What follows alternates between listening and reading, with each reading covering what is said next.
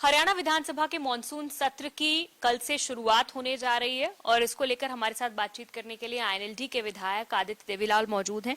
Sir, कल से विधानसभा का सत्र शुरू हो रहा है। क्या आपको लगता है क्या मुद्दे जो हैं वो रहने वाले हैं? आपकी ओर से, आईएनएलडी की ओर से किन मुद्दों को उठाया जाएगा सर? सबसे बड़ी चीज़ है लॉ एंड ऑर्डर की, जिसके लिए आज हरियाणा के बिहार से भी बदतर स्थिति हरियाणा की है। और सबसे अचंभे की बात तो यह है कि मुख्यमंत्री झूठ पे झूठ बोल रहे हैं।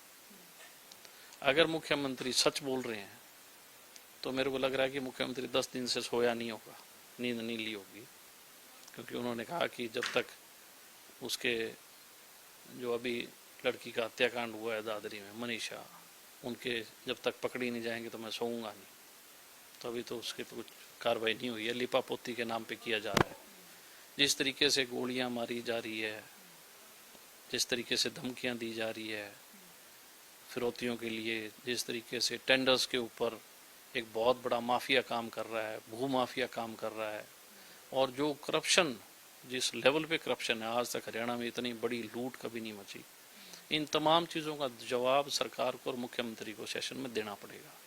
केवल मात्र हम लोगों को नहीं, हरियाणा की जनता को भी फेस करना पड़ेगा।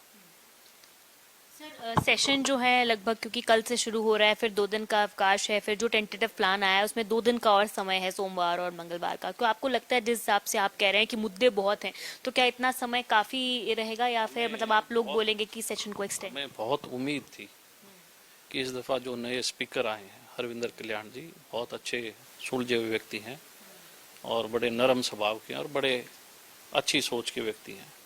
जब पिछला सेशन हुआ उसके लिए टाइम उन्होंने बढ़ाया, सभी को मौका मिला, लगभग वो सेशन 10 से 15 दिन तक चला।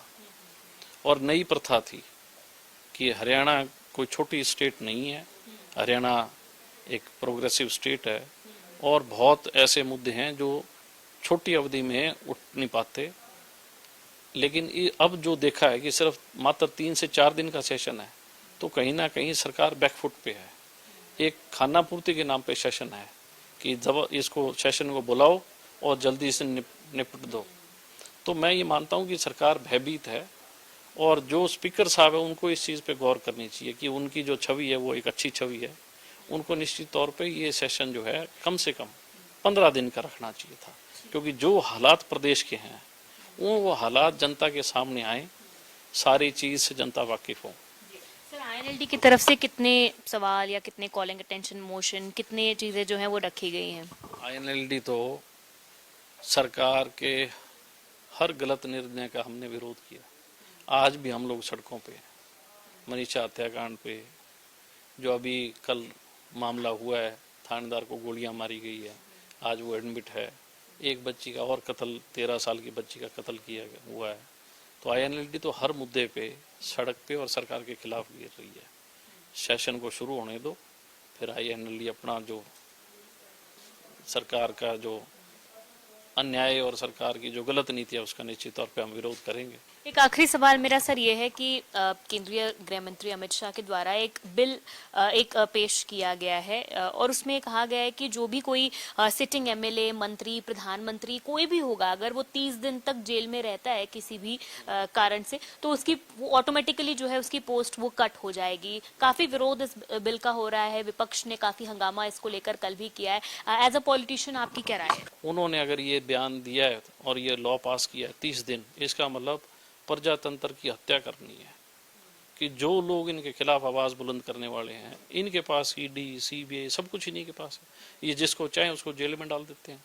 और हिंदुस्तान के जो टॉप के बदमाश हैं, गुंडे, मवाली, जो ये कहा करते थे बिहार में भी इतने बदमाश हैं, उत्तर प्रदेश में इतने बदमाश हैं, हरियाणा, दिल्ली, वो सारे बदमाश इन्हीं बीजेपी की पार्टी के अंदर एमएलए और एमपी हैं, टोटल पूरे हिंदुस्तान के। तो किसी भी हिस्ट्री सीटर हैं, जितने हिस्ट्री सीटर हैं, चाहे वो कत्ल में है, चाहे वो भूमाफिया में है, चाहे वो एक्सटॉर्शंस में थे, चाहे वो किसी तरीके के गलत कृत्य करते हो, वो सारे के सारे बीजेपी के एमएलएज हैं और बीजेपी के एमपी हैं।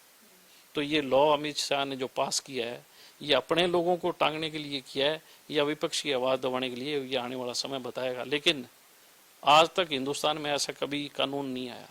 अगर ऐसा कानून आया तो इसका मतलब इनकी मंशा ठीक नहीं है। ये हिंदुस्तान को प्रजातंत्र नहीं, डंडे के तंत्र से चलाना चाहते हैं। बहुत शुक्रिया बातचीत करने के लिए। तो आईएनएलडी विधायक आदित्य देवीलाल बातचीत कर रहे थे। उन्होंने सीधे तौर पर ये जो बिल पेश किया गया है इसे प्रजातंत्र की हत्या बताया। वहीं उन्होंने कहा है कि कई सारे ऐसे मुद्दे हैं जो कि सदन में आईएनएलडी के द्वारा उठाए जाएंगे और वहीं जो समय है वो भी बहुत कम है। लगभग 15 दिन का जो सेशन है वो बुलाया जाना चाहिए ताकि सभी मुद्दों को कवर किया जा सके, ऐसा उनका कहना है। कैमरा पर्सन जतिन के साथ Sakshi Sharma, India News Haryana, Chandigarh. BJP विधायक निखिल मदान ने भी इंडिया न्यूज के साथ खास बातचीत